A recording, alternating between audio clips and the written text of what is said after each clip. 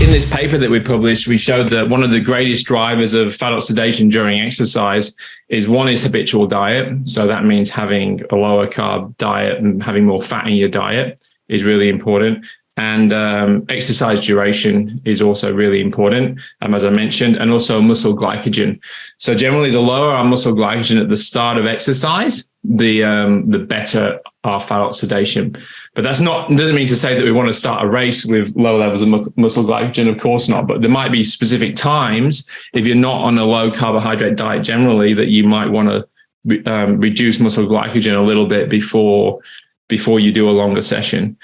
So one of the things that I often do with my pros is that the ones who aren't on a lower carbohydrate diet will look at, say, they've got a big ride on a Wednesday, a long low intensity ride, and I think, okay, this is one of the outcomes of this ride is that we want to promote our substrate use. We want to promote fat oxidation. We'll train the Tuesday night. That night, we'll purposely refrain from replenishing carbohydrates. So it'll just be proteins and fats for dinner. Obviously, lots of calories still. In the morning, again, we'll just have like protein and fats for before the ride. And then during the ride, you refrain from carbohydrates until you can kind of tolerate it. So, 2.5 to 3 hours, then you might take some in at that point, depending on the individual. As you know, when I rode, I didn't take anything on. I just had in the morning, I had a coffee at an S Fuels bar, which is no carbohydrates. And then I didn't take on one carb. And I hadn't ridden 4 hours since May, so 6 months prior. I was a little bit nervous, so I was looking to just take anything I could. But I was watching you. You had one bidden for the whole 4 hours as well. Yeah.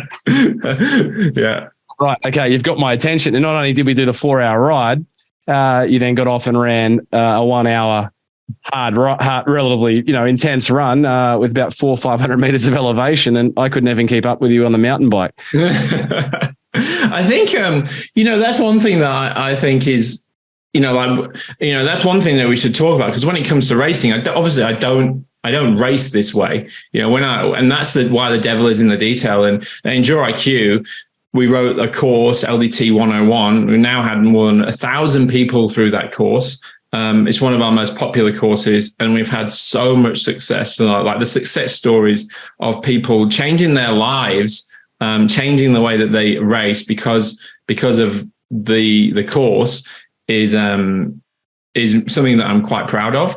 And because when it comes to racing, of course, you do a bit of a carbo load before, you make sure your liver glycogen's topped up, and you also take carbohydrates during as well. It's not like you're limiting your carbohydrates all the way through and then eating avocados and MCT oil during the race, because that's the thing. I never say that carbohydrates are the enemy. In fact, I'm saying the opposite, really, because I'm promoting the preservation of carbohydrate during racing. And that's what you can do.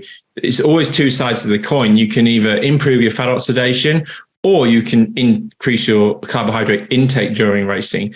What I promote and what I think is the best and the safest way particularly for age groupers, is go moderate on the carbohydrates during racing and improve your fat oxidation. And improving the carbohydrate intake, that brings, I guess, sorry, I should go back there, Dan. Thanks for that distinction. You can either improve your fat oxidation or improve your carbohydrate intake, if I heard correctly, Dan. Yeah, that's correct. Yeah.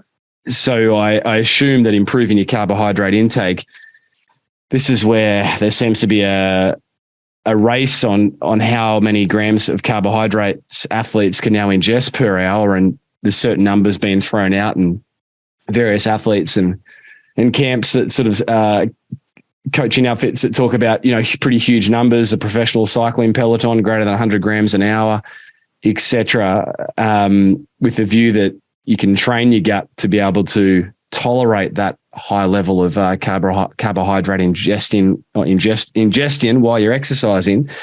What's your view on that? I've heard you state in person when we've had a conversation that there's a very real ceiling, and many people don't necessarily need to go anywhere near those numbers. Yeah, it's a great that's a great statement. And one of the things you said there is you said you can increase your ability to tolerate the carbohydrates. And that's true for sure. So you can train your gut, you can train yourself to tolerate more carbohydrates when you exercise.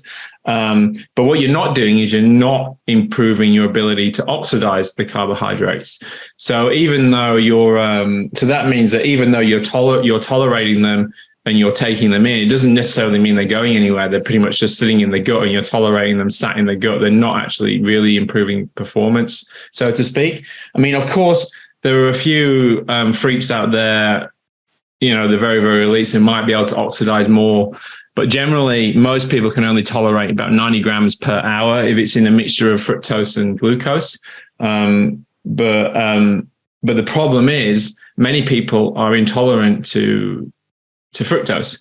So this is where the GI distress. And I think, when one of the things that I notice personally, when I'm stood on the sideline of an Ironman triathlon, and you'll probably feel the same, is I think there's three major pinch points for any Ironman athlete, particularly age group Ironman athletes. Number one is many people just have the bonking, they run out of energy, which we've already talked about. Number two is there is so much GI distress, people stomach problems on the side of the street, bent over, going to the medical tent because they just can't, they're just taking in too much carbohydrates, or they have that general GI distress, which still to this day is the number one reason for DNF during ultra distance triathlon. And number three is that, like, body composition. Most athletes struggle to maintain a normal body composition or a stable body composition all year round. And many of them, despite training 20 hours a week, still look like a normal person who doesn't do any exercise.